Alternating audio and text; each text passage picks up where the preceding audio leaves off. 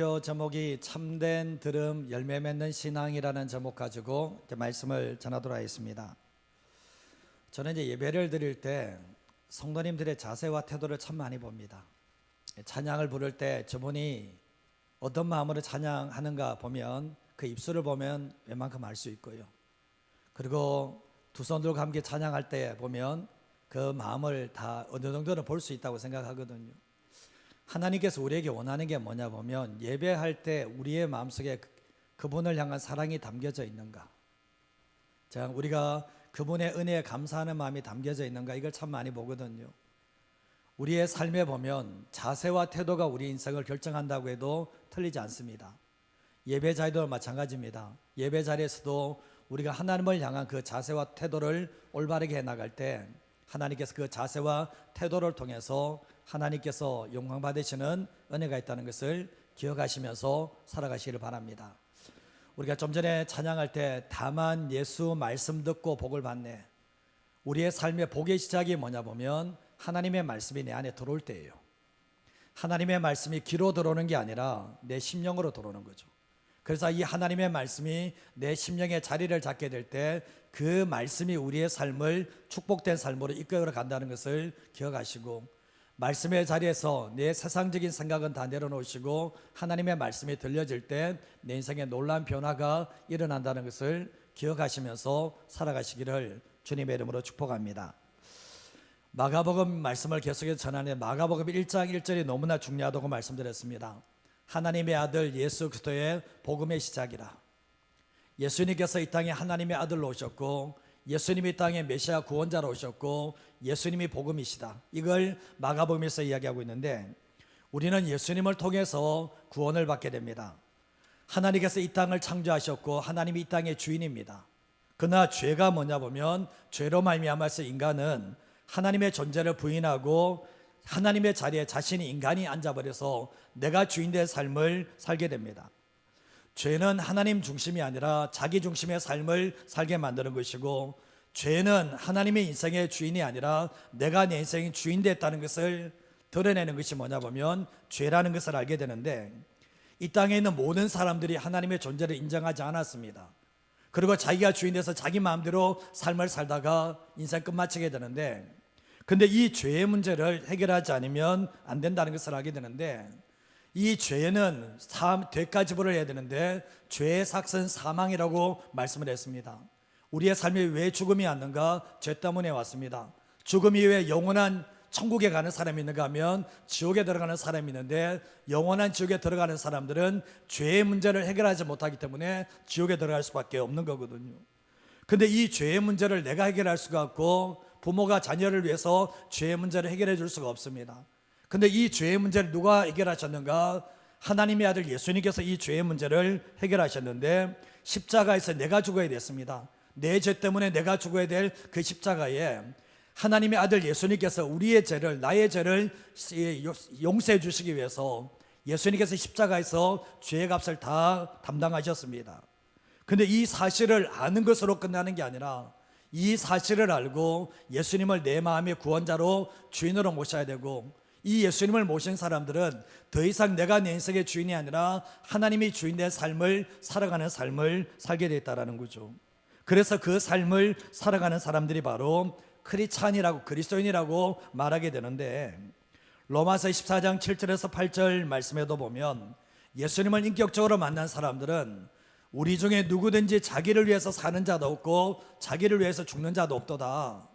뒤에 말씀에도 우리가 살아도 주를 위해 살고 죽어도 주를 위해서 죽나니 그러므로 사나 죽으나 우리가 주의 것이다 라고 말씀을 합니다.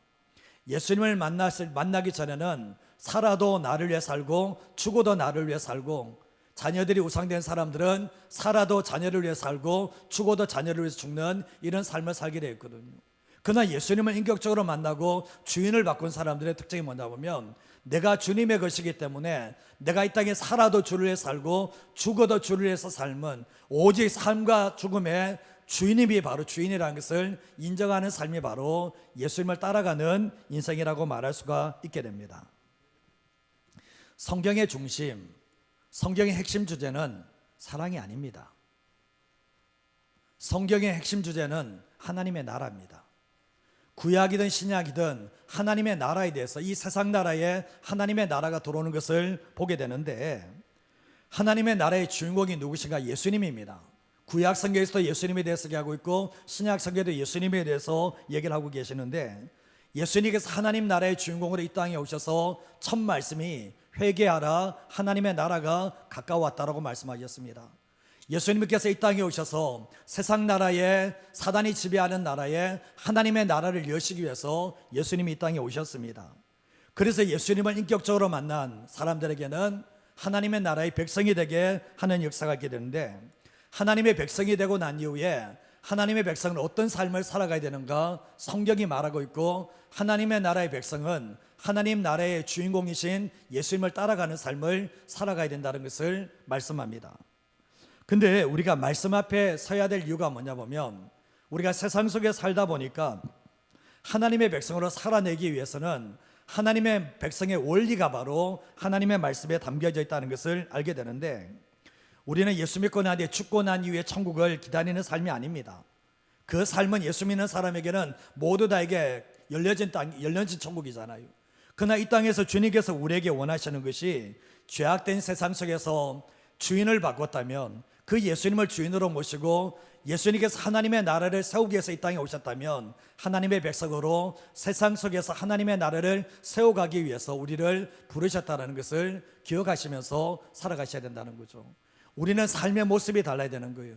예수 믿지 않는 사람과 믿는 사람의 모습이 다른 게, 주인이 바뀌었고 살아가는 방식이 달라져야 된다는 것을 우리가 하나님의 말씀을 통해서 배우셔야만 된다는 거죠. 우리가 함께 예배를 드리고 있습니다. 나는 예배를 드릴 때 어떤 자세와 어떤 태도로 예배를 드리십니까? 어쩌면 우리가 이 드려지는 예배가 하나님께 영광이 되겠습니까? 하나님께서 이 자리에 오시면 내 예배를 보시고 영광을 받으시겠습니까? 한번 질문해 보셔야 되고, 나는 어떤 자세로 말씀을 듣고 있습니까? 말씀을 어떤 자세와 태도로 말씀을 듣는지를 생각해 보는데, 이 말씀이 종교적 교훈입니까? 아니면 생명을 주는 말씀입니까? 말씀을 들을 때 사람의 말로 듣습니까? 아니면 하나님의 말씀으로 듣습니까? 한번 생각해 보시고 질문해 보셔야 되고, 근데 그 말씀을 들을 때 내 온 마음을 다해서, 내 온 길을 다해서 하나님의 말씀에 집중하십니까? 아니면 자신에게 필요한 말씀만 들으시려고 하십니까? 한 가지만 더 말씀드리면, 이 말씀을 들으면서 이 말씀을 진실하게 받아들이시고, 그리고 이 말씀을 붙들고 살아내려고 하는 몸부림이 있으십니까? 세상의 한복판 속에 이 말씀으로 살겠다는 거룩한 몸부림이 있는지를 한번 점검해 보셔야 된다는 거죠. 이런 것들을 점검해 보지 않고 살게다 보면 하나님의 말씀을 아무리 많이 들어도 내 내면이 바뀌지 않고 내 삶이 바뀌지 않고 성숙의 길로 가지 않는데, 그 이유가 뭐냐 보면, 이 예배 자리에서 하나님의 말씀이 내 안에 생명으로 들려오지 않으면 이런 역사가 나타나지 않는다는 거죠. 우리가 신앙이라는 게 뭔가 생각해 보면, 신앙은 하나님과 말씀에 대한 우리의 반응입니다. 하나님에 대한 반응은 그분의 말씀에 대한 반응이라고 말할 수가 있는데, 신앙이란 세상 속에서 하나님과 그분의 말씀에 대한 반응이 바로 우리의 신앙이고, 하나님에 대한 반응이 있는 사람들은 말씀을 따라가는 반응의 신앙이 되어야 된다는 거죠. 요한복음 15장 8절 말씀에 보면, 너희가 열매를 많이 맺으면 내 아버지께서 영광을 받으실 것이요 너희는 내 제자가 되리라고 말씀을 하셨습니다. 예수님의 제자가 되는 조건이 뭐냐? 열매를 많이 맺어야 된다. 그러면 아버지께서 영광을 받으실 거라고 말씀을 하고 있거든요. 15장 16절 말씀도 같이 한번 읽어보겠습니다. 너희가 나를 택한 것이 아니요 내가 너희를 택하여 세웠나니, 이는 너희로 가서 열매를 맺게 하고 또 너희 열매가 항상 있게 하여 내 이름으로 아버지께 무엇을 구하든지 다 받게 하려 함이라. 예수님이 제자들에게 하셨던 말씀이, 너희가 나를 택한 게 아니고 내가 너희를 택하여 세웠다라고 말씀하고 있죠. 내가 주님이 좋아서 구원받은 게 아니라 주님이 나를 선택하신 거잖아요. 그런데 왜 제자를 세우셨는가? 열매를 맺게 하고 또 너 열매가 항상 있게 하여서 내 이름으로 아버지께 무엇을 구하든지 받게 하기 위해서 세웠다라고 말씀을 합니다. 우리가 잘 아시다시피 포도나무이신 예수님께 가진 우리가 친밀하게 붙어 있을 때 주님께서 우리에게 열매 맺게 하시는 역사가 있게 됩니다. 세상 속에 살아가면서 우리가 이 포도나무 대신 주님께 붙어 있고 가진 우리가 붙어 있고 그분의 말씀이 우리 안에 있는 삶을 살아갈 때 주님께서 우리의 삶을 통해서 열매 맺게 하시는 역사가 있게 됩니다. 근데 우리가 신앙생활에서 마지막 죽음의 자리에 이르렀을 때 지난 삶 되돌아보면서 우리가 그런 고백을 할 수 있는 게 뭐냐 보면 천국에 올라가실 때 주님께 가득 올려드릴 그 열매를 가지고 주님의 천국에 들어가는 것이 너무나 중요하다는 겁니다. 자, 오늘 본문의 말씀은 이제 씨 뿌리는 자의 비유라고 말씀하고 있거든요. 씨 뿌리는 자의 비유에 대해서 말씀하는데 요한복음을 빼고는 마태, 마가, 누가복음에 다 이 말씀이 기록되어 있습니다. 왜 반복해서 말씀하시는가? 이 말씀이 너무나 중요하기 때문에 말씀을 하고 계시는 거거든요. 비유가 뭔가? 비유는 하늘의 이야기를 땅의 이야기로 쉽게 풀어 이야기한 거예요. 비유가 뭐라고요? 하늘의 이야기를 땅의 이야기로 쉽게 풀어준 거예요. 이게 비유입니다. 근데 해석되지 않는 상태에서는 이 비유가 뭔지는 모르지만 예수님께서 앞부분에 씨 뿌리는 것만 이야기하면 이게 뭘 이야기하는지 모르지만 이 비유를 주님께서 뒤에서 해석을 해주잖아요. 그래서 이 뜻을 알 수가 있게 되는 거거든요. 근데 이 씨 뿌리는 자의 비유를 통해서 우리가 알 수 있는 게 뭐냐 보면 주님이 원하는 게 뭔지를 알 수가 있게 돼요. 근데 이 씨 뿌리는 자의 비유에서 네 가지 땅이 나오는데 이 네 가지 땅이 두 가지로 구분될 수 있는데 열매를 맺는 땅과 열매 맺지 못하는 땅으로 구분할 수가 있습니다. 그런데 여기에서 씨는 하나님의 말씀이고 씨는 생명이 있고 씨에는 아무런 문제가 없습니다. 근데 문제는 뭐냐? 씨가 뿌려져서 열매를 맺는 땅이 있는가 하면 열매를 맺지 못하는 땅이 있다라는 거죠. 그 땅이 무엇을 얘기하는가? 땅은 사람의 마음이라고 말씀을 하고 있는 거예요. 자, 오늘 말씀으로 첫 번째로 할 수 있는 게 뭔가 같이 한번 읽어보겠습니다. 말씀을 깨닫지 못하면 사단이 가져가고 믿음으로 구원에 이르지 못하게 됩니다. 말씀을 듣고 깨닫지 못하면 그 말씀은 사단이 가져가 버려요. 그리고 믿음으로 구원에 이르지 못하도록 한다는 것을 말씀하고 있거든요. 교회 안에 명목상의 그리스도인들이 많습니다. 목회 데이터 연구소에서 갈 때는 10명 중에 6명이 한국 교회 안에 10명 중에 6명이 인격적으로 예수님을 못 만난 사람이다 얘기하거든요. 그런데 참 보면 그 내용을 믿기도 힘들지만 부인하기도 힘든 거예요. 그러나 그게 뭐냐 보면 한번 오늘날로 얘기하면 길가 신앙, 오늘 시가 길가에 떨어지는데 길가 신앙이 60%가 된다는 거예요. 이렇게 이야기를 하는 거거든요. 이런 뿐인 그리스도인이라는 거 심각합니다. 기독교가 부흥했던 유럽과 미국이 지금 도심합니다. 사실은 대부분 다 예수 믿지 않아요. 그들이 종교를 아니는 기독교를 하셨지만 그분들이 예수님을 만난 적이 없는 사람들이에요. 일주일의 삶을 살아갈 때 하나님 없는 삶을 살아갑니다. 하나님이 주인된 삶을 살아가지 않아요. 그냥 교회 다닐 뿐이에요. 하나님을 더 알고자 하는 마음도 없습니다. 세상 속에서 하나님의 영광, 하나님의 이름 위해서 살고자 하는 그런 마음도 없습니다. 오로지 모든 삶이 자기중심적입니다. 이 사람 예수님 만난 사람 맞아요? 이런 사람을 어느 누가 예수님을 만났다라고 얘기합니까? 보면 교회의 위험이 뭐냐 보면 이런 성도들이 계속해서 늘어가고 있다는 게 참 위험스럽다는 것을 알게 되는데 무엇의 문제인가 보면 하나님의 말씀을 안 들어요. 그리고 하나님의 말씀을 통해서 깨닫는 게 없어요. 이 시간대 예배 시간에 좋으시는 분이 계시거든요. 왜 좋으시는지 아십니까? 말씀을 들을 마음이 없어요. 그리고 깨달을 마음이 없는 거예요. 그분은 10년, 20년 지나도 신앙 상태 안 달라집니다. 그분은 구원과도 상관없는 인물이 될 수 있다는 것을 우리는 기억하셔야 되는데, 자, 오늘 이제 보면 말씀을 듣는 자세와 태도가 너무나 중요한데 씨가 어디에 떨어졌는지가 생명을 좌우하는 거예요. 첫 번째 씨는 어디에 떨어집니까? 길가에 떨어지게 되거든요. 길가에 씨가 떨어졌는데 이 길가라는 것은 길가와 같은 심령을 말을 합니다. 그런데 생각해 보면 길이라는 것이 어떤 것입니까? 길은 통행하는 사람들이 많습니다. 사람들이 많이 밟았기 때문에 딱딱하고 굳어져 있습니다. 길이기 때문에 반질반질하게 다져져 있는데 아무리 거기에 씨를 뿌렸다 할지라도 씨가 싹을 틔워서 열매 몇 개는 부적합하다는 것을 알게 되죠. 누가복음 8장 5절 말씀 먼저 떠 있는데 누가복음 8장 말씀에는 더러는 길가에 떨어지면 밟혔다, 씨가 밟힌다는 거예요. 씨가 밟혀서 공중의 새들이 먹어버렸다라고 분명히 말씀을 하는데, 길가에 떨어진 씨앗은 뭡니까? 사람에게 의해서 밟혀서 또 새가 먹어버려서 아무런 역사가 열매를 맺지 못한다라고 말씀을 하는 거예요. 근데 마가복음 4장 3절과 4절 말씀에 오면 들으라는 거예요. 들으라는 거예요. 씨를 뿌리는 자가 뿌리러 나가서 뿌릴새 도로는 길가에 떨어지며 새들이 와서 먹어버렸다라고 말씀을 하는데, 예수님이 늘 하시는 말씀이 자기 앞에 와 있는 사람도 말씀을 안 들어. 지금 예수님께 필요로 하는 게 다른 거기 때문에 말씀을 안 들으니까 예수님도 뭡니까? 들으라는 거예요. 들으라. 근데 새가 와서 먹어버렸다 그런데 이렇게 해석을 어떻게 하나 보면 4장 15절 말씀이 길가에 뿌려졌다는 것은 이들을 가리키면이 그 말씀을 들었을 때 누가 옵니까? 사단이 즉시 와서 그들에게 뿌려진 말씀을 뭐죠? 빼앗아 간다라고 말씀을 합니다. 씨는 분명히 말씀이잖아요. 근데 길가에 뿌려진 사람은 이런 사람인데 말씀을 안 듣는 사람이 아니에요.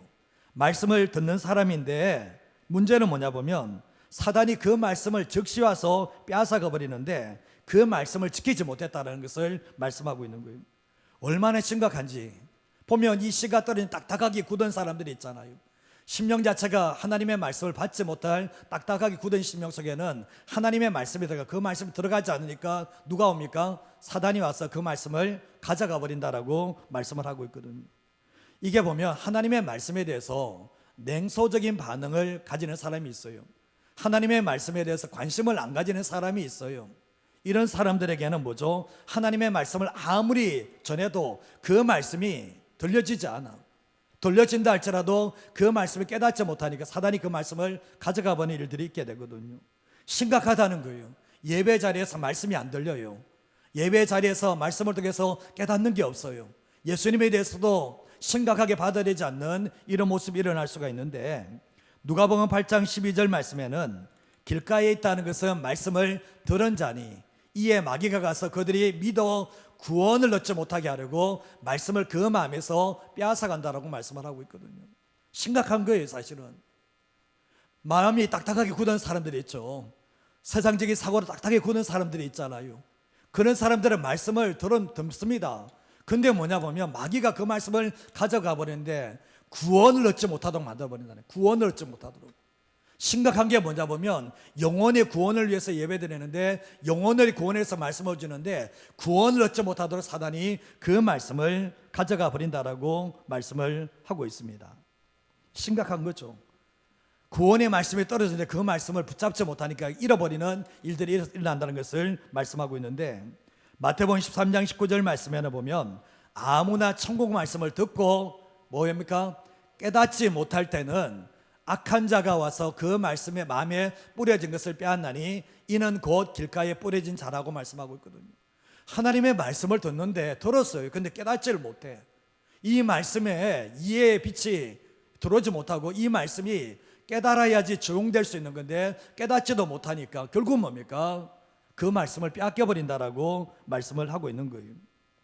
저는 이제 말씀을 듣는 현장 속에서 자세와 태도가 얼마나 중요한가, 저거 집에 가도 제 아들한테 말씀 뭘 깨닫냐 물어보거든요. 이유가 뭐냐 보면 말씀의 자리에서 깨닫지 못하는 사람은 딱 자세와 태도를 보면 딱 알 수 있어요. 아, 저분은 말씀을 안 듣는 사람이구나, 저거 길가와 같은 심령이구나, 이게 보거든요. 하나님의 말씀을 들을 때 진짜 간절한 마음으로 그 말씀이 어떤 말씀인가 주의 있게 들어야 되고, 깨닫지 못하면 자기만 손해인 거예요. 수없이 많은 예배를 들어도 수없이 많은 말씀을 들어도 깨닫지 못하면 구원과는 상관이 없는 거예요. 구원과는 상관이 없는 거예요. 우리가 영적 집중력이 필요한 것 중에 하나가 뭐냐 보면 사단은 말씀을 들을 때 집중하지 못하도록 산만하도록 우리 안에 계속해서 세상적인 생각이 넣어주고, 예배 현장 속에서도 지금 주님께 집중하는 게 아니라 세상의 생각과 다른 생각을 잡다한 생각이 들어있으니까 말씀이 떨어지면 바로 사단이 가져가 버리는 일들이 일어나는 거거든요. 우리가 신앙생활할 때 보면 집중되지 못하는 거는, 세상에서도 집중되지 못하는 사람, 산만한 사람들은 성공된 삶을 못 살아내요. 영적 세계에서도 마찬가지. 산만한 사람들은 얼마나 위험한지에 대해서 분명히 말씀을 하는데, 말씀을 듣고 깨닫지 못하면 그 말씀은 사단이 가져가는 것이고 구원과는 상관없는 일들이 일어난다는 것을 우리에게 말씀하고 있다는 거죠. 로마서 10장 10절 말씀에 보면 사람이 마음으로 믿어 의에 이르고 입으로 시인하여 구원에 이른다라고 말씀하거든요. 사람이 마음으로 믿으려야 돼요. 마음으로 믿으려면 어떻게 됩니까? 말씀이 깨달아져야지 사람이 마음으로 믿을 수가 있는 거잖아요. 마음으로 믿어지지 않으면 구원을 얻을 수 없는 것처럼 우리의 삶 가운데서도 하나님의 말씀, 구원의 복음을 주의 깊게 듣고 그리고 깨닫는 마음이 있을 때, 그거 입으로 시인하게 될 때 구원의 역사가 일어난다는 것을 기억하시면서 살아가시기를 주님의 이름으로 축복합니다. 둠절의 순위가 뭔가 읽어보겠습니다. 밖으로는 환난과 박해를, 이 안으로는 욕심과 유혹을 이겨낼 때 열매를 맺습니다. 안 읽으신 분이 다시 한번 읽겠습니다. 밖으로는 환난과 박해를, 안으로는 욕심과 유혹을 이겨낼 때 열매를 맺습니다. 신앙생활하면서 환난이 없다, 박해가 없다 이런 사람 없습니다. 신앙생활하면서 환난과 박해가 없는 사람은 없거든요. 그러나 문제는 뭐냐? 화면을 좀 잘 봐주세요. 좀 띄워주시고요. 그것을 이겨내야 되는데, 특별히 불신자 가정에서 혼자 신앙생활을 하다가 예수님을 만난 사람은 더더욱 심합니다. 이 사람들은 뿌리가 약하거든요. 특별히 예수 믿는데 내 가족이 다 예수 안 믿는다. 지금 뿌리가 이거 이겨내려면 엄청나게 이겨내야 되는데 뿌리가 약하면 무너지기가 쉬워요. 특별히 옆에서 도와주는 사람이 있고 떠나지 않도록 권면해주고 하는 사람이 있어야 되는데, 보면 없는 사람들은 쉽게 무너지는 그런 모습을 보게 되거든요. 제가 그런 분들을 종종 본 적이 있는데요, 예배 시간 때 은혜를 받고 눈물을 펑펑 흘리는 사람이 있습니다. 그리고 말씀을 통해서 인생의 해답을 찾은 것처럼, 그 모습을 인생의 해답을 찾은 것처럼 기뻐하는 사람을 본 적이 있거든요. 근데 그 다음 주 보면 전혀 다른 모습으로 나와요. 그 다음 주 보면 지난주에 저렇게 은혜 받은 사람 맞는가? 말씀을 기뻐하는 사람 맞았는가? 정말 이해하기 힘들 모습으로 오는 사람들이 있거든요. 이유가 뭐냐 보면 말씀으로 주어진 환경을 이겨내지 못했기 때문에 그래요. 제가 이제 신의 악단 영화 보면서 정말 깨닫는 것 중에 하나가 뭐냐 보면, 마지막에 그 사람들이 찬송하며 예배 준비하다가 은혜 받아서 구원을 받게 되잖아요. 근데 그들에게 환난이 찾아왔는데 주님을 부인하지 않고 순교가 되잖아요. 저게 과연 가능한 건가? 제가 혹시 사기는 아니겠지만 저게 가능한가 이런 생각들을 좀 해본 적이 있거든요.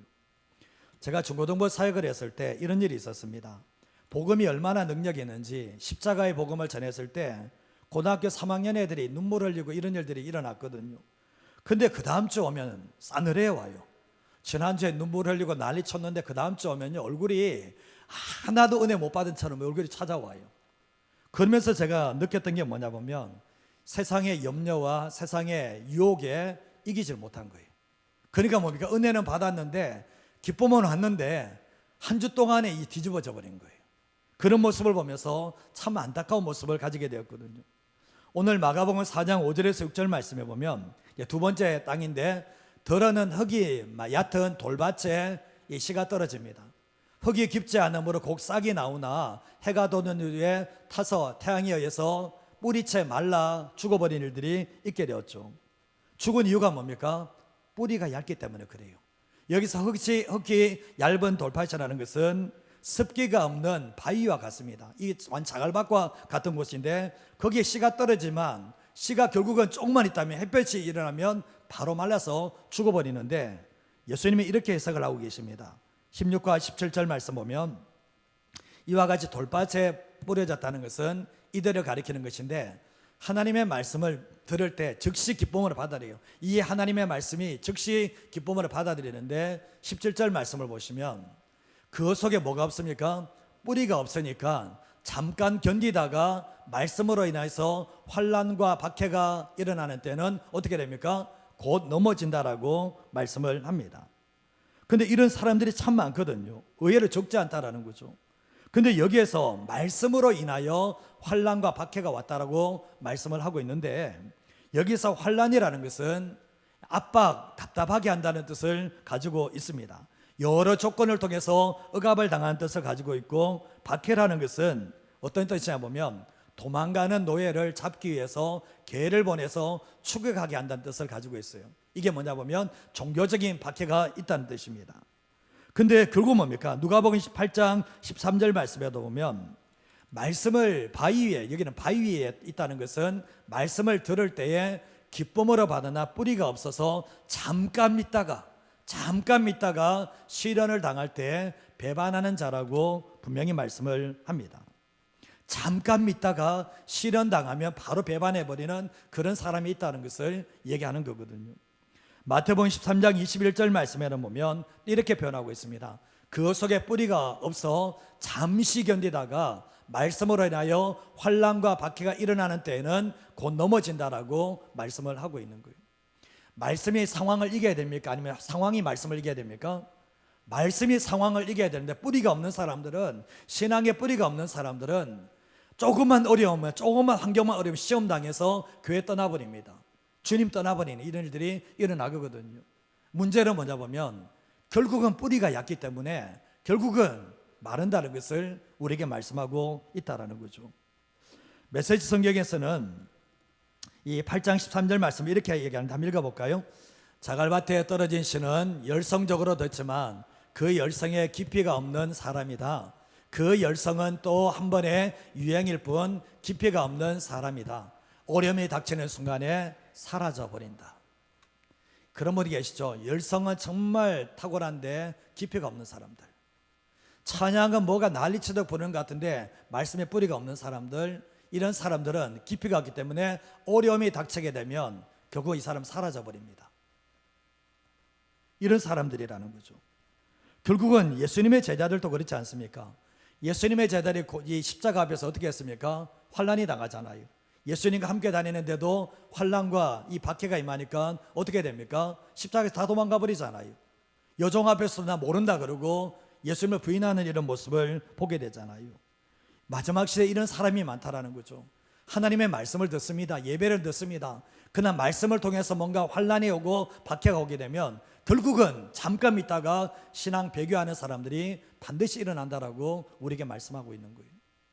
자, 한 가지 더 밭이 나오는데 이제 가시떨기 밭인데 마가복음 4장 7절 말씀에 보면 덜 얻는 가시떨기에 떨어지니까 가시가 자라서 기운을 막음으로 결실하지 못하였다라고 말씀하고 있는데 세번역과 공동번역에서는 가시덤불이라고 그래요. 가시덤불. 이 팔레스타인 이스라엘 그 주변의 땅에는 이 밭 주위에 이 가시덤불이 많이 자라서 때로는 곡식과 함께 자라는 모습이, 곡식과 함께 가시덤불이 같이 있는 경우가 있었거든요. 그러나 적당한 시기에 이 가시덤불을 제거해 주지 않으면 주변 곡식은 어떻게 됩니까? 더 이상 성장하지 못하는 거예요.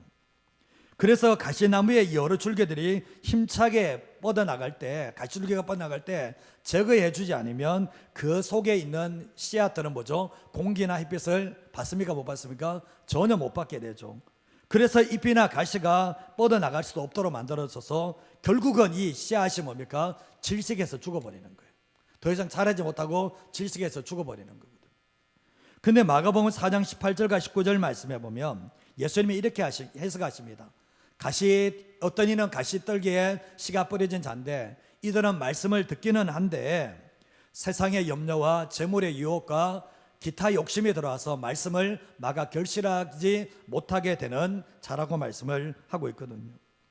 이런 사람들도 말씀을 들어요. 말씀을 듣는데 그 내면 안에 뭐가 있나 보면 세상의 염려가 있습니다. 재물의 유혹이 있어요. 그리고 기타 욕심이 들어와 있습니다. 그러면 이게 가시덤불과 같거든요. 이걸 제거해 주면 이 자라고 열매를 맺게 되지만 이게 그대로 있는 상태에서는 결국 뭡니까? 하나님의 말씀이 질식을 해버리는 거예요. 하나님의 말씀이 열매를 맺지 못한다라고 분명히 말씀을 하고 하나님의 말씀을 자라지 못하게 만든다라고 말씀을 하고 있는 거예요. 근데 메시지 성경에서는 누가복음 8장 13절 말씀을 이렇게 한다. 읽어볼까요? 잡초밭에 떨어진 씨는 말씀을 듣지만 세상 사는 일로 내일을 염려하면서 돈 벌고 즐기느라 씨가 자라지 못해 아무 소득이 없는 사람이다. 이런 사람이 있죠. 말씀을 듣지만 그 안에 세상 사는 일로 내일을 염려한다고 세상의 염려가 가득 차 있습니다. 그리고 또한 돈 벌고 즐기느라고 정말 이렇게 돈 벌고 이 세상의 유혹을 즐기느라고 그 속에서 결국 뭡니까? 하나님의 말씀이 떨어지면 열매를 맺을 수 있는가? 맺을 수가 없는 거예요. 돈을 사랑하고 세상을 사랑하고 쾌락을 사랑한다고 하는 사람은 그 안에 말씀이 떨어진다 할지라도 말씀이 결국은 질식해버리고 더 이상 자라지 못한다는 것을 얘기하는 거죠. 우리가 잘 아시다시피 이런 사람이 적지 않은데 이 문제가 해결되지 않는 한 우리가 열매 맺지 못해요. 염려는 뭡니까? 염려는 주님을 믿지 못하니까, 신뢰하지 못하니까 염려하는 거고, 재물은 뭡니까? 두 주인을 섬기기 때문에 그 안에 있는 거 아니에요. 이런 사람에게 열매를 맺을 수 있는가? 그렇지는 않다는 거죠. 성경에서 돈을 사랑함이 일만하게 뿌리가 되는데 욕심이 잉태한 또 죄를 낳고, 결국은 이 모든 게 뭡니까? 모든 것이 다 내면 안에 일어서서 외면으로 드러나는 것을 이야기하고 있다는 거죠.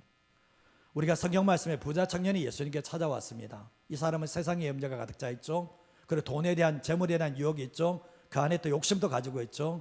주님께서 말씀하시니까 그 말씀이 들어갈 수 있습니까? 들어가지 못하니까 도망가 버리죠. 가룟 유다가 예수님 말씀을 전하는 자의 말씀을 들었습니까? 안 들었습니까? 가룟 듣죠. 근데 그 안에 뭐가 있습니까? 세상의 염려가 들어가 있고, 그 안에 돈의 유혹이 들어가 있고, 욕심이 들어가 있으니까 그 말씀이 그 안에 뿌리를 내립니까? 듣긴 하지만 아무 뿌리를 내지 못하고 결국 예수님을 돈 때문에 팔아넘기는 그러한 일들을 행했던 것이 가룟 유다의 모습이었다는 것을 알게 됩니다. 우리가 가시덤불은 계속해서 방치하게 되면 결국 뭡니까? 차라리 온전한 씨가 자라지 못하도록 만드는 것처럼 우리의 삶 가운데도 마찬가지입니다. 하나님의 말씀이 못 자라게 만드는 게 뭐냐면, 우리 안에 세상이 존재하고 우리 안에 재물이 존재하고 우리 안에 세상의 욕심이 존재하게 되면 그 심령 속에는 아무리 말씀이 많이 떨어져도 열매를 못 맺어요. 다 그 열매가 죽어버리는 거예요. 이게 우리의 모습이에요. 누가복음 21장 34절 말씀에 한번 읽어볼까요? 너희는 스스로 조심하라. 그렇지 아니하면 방탕함과 술취함과 생활의 염려로 마음이 둔하여지고 뜻밖의 그날이 덕과 같이 너희에게 임하리라. 조심하라는 거예요. 방탕함과 술취함과 생활의 염려. 방탕하다는 게 뭡니까? 쾌락을 즐기는 거 아닙니까? 그렇죠. 돈이 있으니까 쾌락을 즐기는 거 아니에요. 술 취한 거, 생활의 염려, 이 모든 것이 결국은 마음이 둔하게 만들어서 예수님의 재림의 때도 기다리지 못하게 한다라고 우리에게 말씀하고 있다라는 거죠. 우리의 삶을 살아갈 때 염려는 맡기셔야 되고요, 유혹은 뿌리치셔야 되고요, 욕심은 자족하셔야 됩니다. 이 원리를 가지지 않으면 안 된다는 것을 알게 되죠. 우리가 신앙생활할 때 세 가지 지금 얘기했는데, 이게 지금 길가에 떨어진 것, 그리고 그 다음에 흙이 얇은 돌밭에 떨어진 것, 가시떨이에 떨어진 이 세 가지거든요. 이게 90%가 넘습니다. 이게 90%가 됩니다. 사실은 되돌아보면 오늘날 명목상의 그리스도는 60%가 가면 60%가 뭡니까? 길가 신앙이라는 얘기잖아요. 그리고 걷다 더 나가서 환난이 닥치게 되면 이게 흙이 얇으니까 도망가 버린다, 배교한다. 그리고 그 안에 세상이 있고 재물의 유혹이 있고, 그 다음에 더 나가서 뭐죠? 그 안에 기타 욕심이 들어와서 열매 맺지 못한 거면 열매 맺지 못하는 사람이 진짜 얼마나 된다는 거예요. 이런 모습이 된다는 것을 우리에게 말씀하고 있는 거거든요. 근데 결국은 우리가 깨닫고 적용하는 삶이 되는데, 마지막 한 가지만 더 읽어보겠습니다. 세 번째 한번 읽어보겠습니다. 말씀을 듣고 깨닫고 진실하게 받아들이고 인내함으로 열매를 거둡니다. 말씀을 듣고 깨닫고 진실하게 받아들이고 인내할 때 열매를 맺게 된다는 것을 알게 돼요. 우리가 농부가 씨앗을 뿌리고 이제 열매를 거두게 되는데, 금방 씨앗 뿌렸다고 금방 열매 거뒀습니까? 수확합니까? 아니잖아요. 오랜 세월을 기다려서 열매를 거두는 것처럼 신앙에서도 마찬가지인 게 뭡니까? 하나님의 말씀이 씨앗이 뿌려져서 단계를 거치고 때를 기다림으로 통해서 열매를 맺는다는 것을 말씀하고 있는데, 예수님이 제자들을 책망하실 때 참 많이 하셨던 말씀이 있습니다. 그게 뭔지 아십니까? 저 따라 한번 해볼까요? 아직도 깨닫지 못하느냐. 예수님께서 늘 하셨던 말씀이거든요. 부모님들이 자식들에게 계속 이야기할 때가 있습니다. 위에 가는 깨닫지를 못하고 있으니까 지금 이야기하는 거거든요. 예수님도 마찬가지입니다. 왜 그러냐 보면 왜 아직도 깨닫지 못하냐는 거예요. 예수님께서 말씀을 전하는데 딴 이야기하고 있어요. 왜 깨닫지 못하냐는 거예요. 예수님이 오병이어 기적이 일어났는데 조금 전까지만 해도 이 역사가 나타났는데 배를 타고 가면서 지금 떡이 없는 것 때문에 지금 서로 이야기하고 있는 거예요. 예수님이 하셨던 말씀이 좀 전까지만 해도 내가 어떤 사람인지 못 봤냐는 거예요. 왜 깨닫지 못하냐고 주님이 책망을 하셨거든요. 예수님이 누구인지 모르니까 엉뚱한 소리 하니까 예수님이 아직도 깨닫지 못하느냐라고 말씀하셨는데 무리들에게는 이런 말씀을 잘 안 하세요. 그런데 예수님의 길을 따라오는 사람들에게 늘 하시는 말씀이 뭐냐면 무리들은 못 깨닫는다 할지라도 너희들은 왜 못 깨닫느냐고 주님이 책망하시는 모습을 보게 되거든요. 제자됨의 시작이 깨달음부터 시작합니다. 깨달음. 이 이해의 등불이 켜지는 거거든요. 성령께서 조명하시 밝게 비춰서 이 이해가 확 열려져요. 그러면서 그것이 적용할 수 있는 능력까지로 이르게 만드는데, 근데 깨달음을 심령 안에 자리 잡게 만드는 것은 기도입니다. 내가 뭔가 깨달았을 때 이것을 깊게 만들어주는 것이 기도의 역사라는 것을 알게 되고, 깨달음을 삶으로 이어주게 만드는 것도 기도라는 것을 알게 되는 거예요. 자, 세 가지 땅은 열매를 맺었습니까? 못 맺었습니까? 열매를 못 맺었죠. 내가 길가에 심령 가진 사람들, 그리고 또 이 흙이 얇은 돌밭에, 그 다음에 가시떨기에 이 심령을 가진 사람들 열매를 못 맺거든요. 마지막 한 가지가 남았습니다. 좋은 땅입니다. 좋은 땅. 좋은 땅은 착한 심령을 이야기하는데, 다른 번역본에는 착하고 좋은 심령이라고 말씀을 하는데, 예수님을 믿는 사람들이 처음부터 열매 맺을 수 있는 착하고 좋은 마음이었습니까? 예수님을 믿는 사람이 처음부터 착하고 좋은 마음이 있습니까? 없습니다. 제 답정은 하죠. 없습니다. 처음에는 다 길가와 같은 심령 가진 사람이 많거든요. 그 다음에는 흙이 얇은 돌밭과 같은 심령이 있거든요. 그 다음에는 뭐냐 보면 가시덤불과 같은 마음을 가진 사람이 있거든요. 근데 이 세 가지 모든 땅을 갈아엎어야지만 좋은 땅이 되는 거예요. 자, 여러분 예수님 믿었을 때 처음부터 열매 맺어서 좋은 땅이 마음 가집니까? 어림없는 얘기죠. 처음에는 다 길가와 같은 심령이 예배 자리에 설 때도 자기 세상적인 가득 생각해서 말씀이 안 들려요. 구원도 못 받았어. 이분들은 이런 삶력에 있다가 어느 순간에 뭡니까? 이 말씀을 이제 기쁨으로 받아들이고, 와, 저 말씀이 생명의 말씀이네. 근데 밖에 나가면 뭐죠? 말씀을 통해서 환난을 당하게 되면 이제 무너져 버려요. 무너지고 교회 안 나간다 뭐 이런 식으로 막 나오죠. 그러는데 이걸 전하고 내가 어떻게 됩니까? 예수 믿고 신실하게도 가려고 하는데 뭐 안에 있습니까? 내 안에 세상이 여전히 남아있네. 내 안에 여전히 예수 믿기 전에 제 머리에 대한 유혹이 그게 그대로 남아있네. 이게 욕심들이 그대로 남아있으니까 이 단계도 거쳐가야 되는 거예요.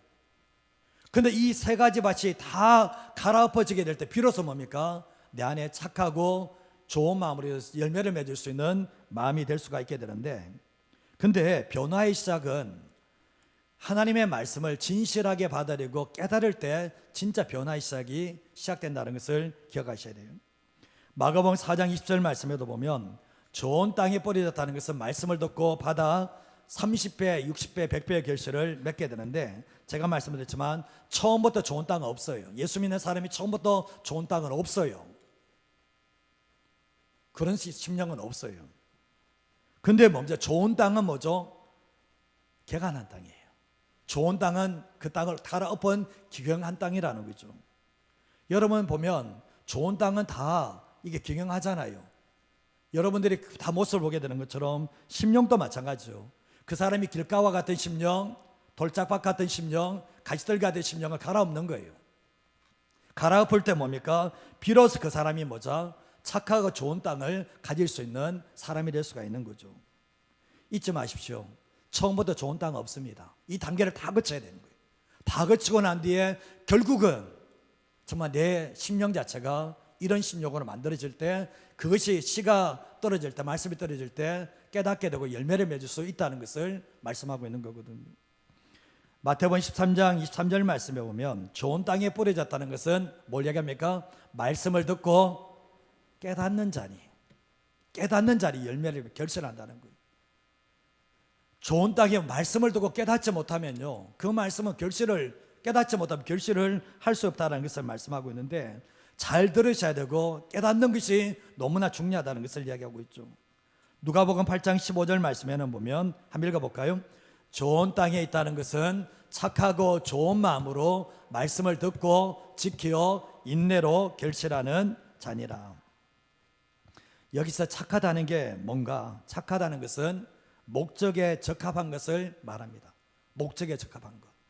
여기서 바로 이 좋은이라는 게 뭐냐 보면 거룩한 목적을 성취하기 위해 필요시에는 작은 것들을 과감하게 포기할 줄도 아는 내면적인 상태를 이야기할 때 좋다는 뜻을 얘기하는 거예요. 보면 이 말씀을 통해서 착하는 것은 정말 이 목적에 적합한 거다.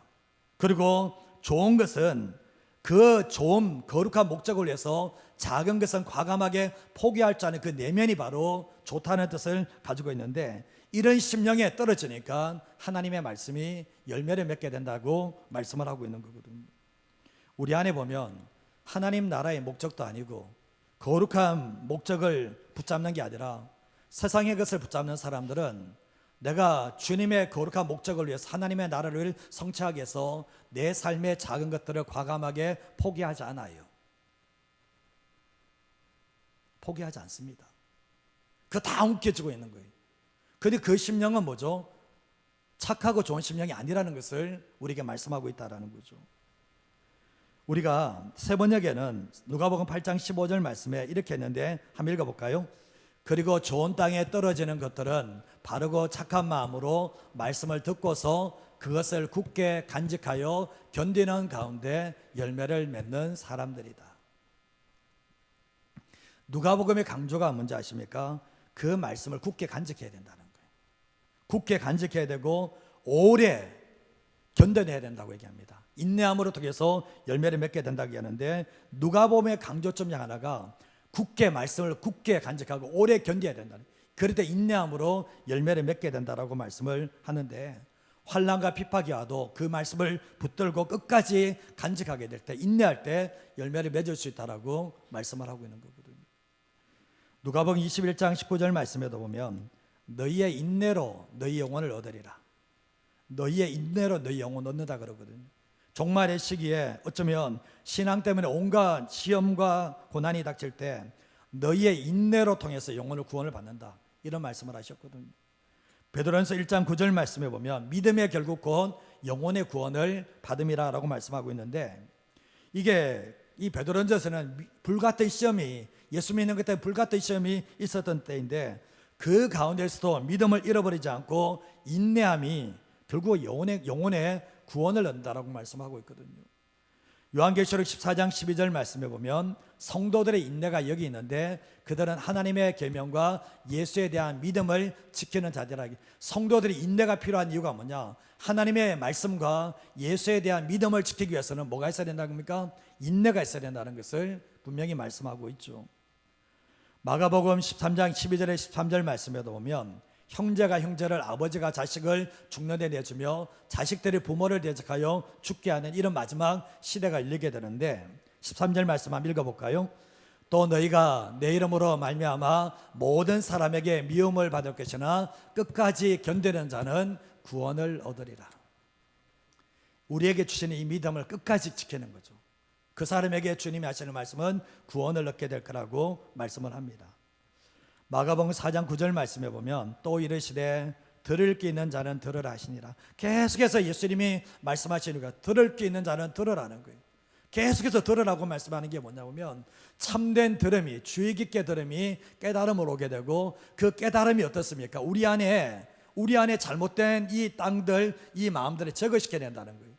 그러면서 착하고 좋은 그 심령의 상태로 만들어준다라고 우리에게 말씀을 하고 있는 거예요. 우리가 마가복음 4장 10절에 12절 말씀인데도 예수님께서 홀로 계실 때 함께한 사람들이 12제자와 함께 이 비유가 뭐냐고 묻습니다. 앞에 땅에 대해서만 얘기하니까 이 비유가 뭐냐고 물었을 때 예수님이 뒤에서 설명을 해준 것인데, 11절 말씀에 보면 하나님의 나라의 비밀을 너에게는 주었으나 외인에게는 모든 것을 다 비유로 한다. 비유로 하면 깨닫지를 못하거든요. 이유가 뭐냐? 12절 말씀에 그들로 보기는 보아도 알지 못하고 듣기는 들어도 깨닫지 못하게 하여 돌이켜 죄사함을 얻지 못하게 하려 함이라 라고 말씀하고 있거든요. 들어도 봐도 깨닫지 못하면 구원을 못 받는다, 이게 나와요. 이게 무서운 거예요, 사실은. 결국 뭡니까? 주님이 원하시는 게 뭡니까? 내가 어떻게 되냐는 거거든요. 신앙생활 10년, 20년 해도 예수가 누구인지를 몰라. 죄인이 구원받는 길도 잘 몰라. 그 이유가 뭔지 아십니까? 자리만 앉아 있었던 거예요. 안 들었어요, 그분은. 주의 깊게 안 들으니까 뭐가 뭔지를 모르고 깨닫지를 않거든요. 그러니까 결국 뭡니까? 그 심령은 뭡니까? 항상 말씀이 떨어지면 누가 가져가 버립니까? 사단이 가져가 버리죠. 그렇게 돼버리는 거죠. 그리고 또 어떤 분들은 뭐죠? 그 안에 보면 그 말씀이 떨어져도 환난과 박해가 다니면 그 말씀 다 잃어버려. 넘어져 버려. 어떤 사람은 주님 앞에 왔지만 그 안에 세상이 가득 차 있거든요. 그 안에 세상이 가득 차 있으니까 아무리 말씀이 아무리 많이 떨어져도 그분에게는 말씀이 다 죽어버려요. 말씀이 이기질 못해. 염려가 많은 사람은 그분에게 말씀이 안 들어가요. 안 들어갑니다. 아무리 얘기해도 말씀이 져요. 그 염려에. 재물이 그 안에 들어온 사람은 말씀이 아무리 떨어져 그분은 재물이에요. 마지막 선택은 다 돈으로 갑니다. 그분은 말씀이 그 안에서 씨를 뿌려서 열매 맺지 못해요. 욕심이 많은 사람들이 있죠. 그분에게는 아무리 말씀이 떨어져도 결국은 욕심 때문에 주님 떠납니다. 이게 특징이에요. 그래서 열매 맺는 땅이 정말 착하고 좋은 땅이 별로 없다라는 거예요. 주님 보실 때. 우리의 삶을 살아갈 때 내가 열매를 맺고 있다면 이 세 가지 땅이, 이 세 가지 심령이 다 뒤집어졌을 겁니다. 내가 열매를 못 맺는다는 게 뭡니까? 이 세 가지에 걸린다는 거예요. 어디에 걸리냐는 거예요. 저는 교회 안에서 제일 문제가 이 길가에 심령을 한 사람이 너무 많다는 거. 말씀 듣는 자리에서 안 들어요. 생각은 다 딴 데 가 있어. 딱딱하게 굳어서 씨가 내려도 그 안에 습기에 들어가지도 못하는 심령을 가진 사람들이 너무 많은 게 문제고, 하나님의 말씀이 들어오면 말씀을 통해서 그 말씀을 가지고 환난과 박해를 이겨내는데 못 이겨내니까 결국은 주저앉아 버리고 예수의 길 따라간다 하면서 불구하고 이 안에 여전히 세상이 존재하고 여전히 결국 하나님의 나라를 꿈꾸지 않으니까 여전히 결국 뭡니까? 세상 사람인지 믿는 사람이 구분 안 되는, 말씀이 그 삶 속에서 열매 맺지 못하는 이런 사람들이 분명히 있는 것이고, 주님의 안타까움이 뭡니까? 계속해서 들으라 그러는 거예요. 들어라. 언제까지 들어야 되는지 아십니까? 내 안에 다 없어질 때까지 들으라는 거예요. 우리가 신앙생활 할 때 신앙생활 하는 이유가 뭡니까? 여러분, 그러면 옥토가 됐으면 그 사람에게는 잡초가 안 생기나요? 내가 정말 이 세 가지를 다 해결해서 주님에게 이제 옥토 열매 맺는 땅이 됐으면 관리 안 하면 그 땅이 계속해서 옥토로 있습니까? 어느 순간에 여러분 주님 앞에 다 내려놨는데 어느 순간에 세상적인 욕심 안 들어옵니까? 김성 기자님, 들어오죠. 그때도 똑같은 거예요. 그래서 신앙생활 잘하는 사람이 하나님의 말씀을 계속해서 듣고 그 말씀 앞에서 계속해서 내 잘못된 땅을 기경하고 개간하고 주님이 원하시는 땅으로 만들어 나가는 사람이 그 삶 속에서 열매를 맺는 것이지, 그게 아니면 우리는 그냥 정말 주님이 원하시는 신실한 제자의 길을 걸어갈 수는 없다는 것을 기억하셔야 돼요. 신앙생활 할 때 말씀이 제일 중요하다는 게 뭔지 아십니까? 우리가 찬양에 말씀을 듣고 복을 받는다. 말씀을 듣고 깨닫는 게 있어야 되고, 그 말씀 깨달았다면 내 안에 잘못된 땅은 어떻게 됩니까? 기경을 바꿔야죠. 뒤집어야죠. 회개함으로. 그럴 때 결국은 주님께서 그 땅 속에서 개간해 주시고 열매를 맺게 하시는 은혜가 있다는 것을 기억하시면서 살아가는 저와 여러분 되시기를 주님의 이름으로 축복합니다.